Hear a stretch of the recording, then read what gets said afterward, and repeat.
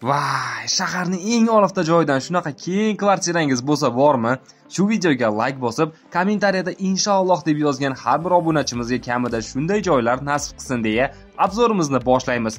Kvartira 4 qavatli domning 4-qavatida joylashgan. 161 kvadrat metrni tashkil etadi. Ikkita sanuzel bor. Eng yoqimlisi ichidagi barcha mebellar, gilamlar va partalar egasidan sovg'a sifatida qoladi.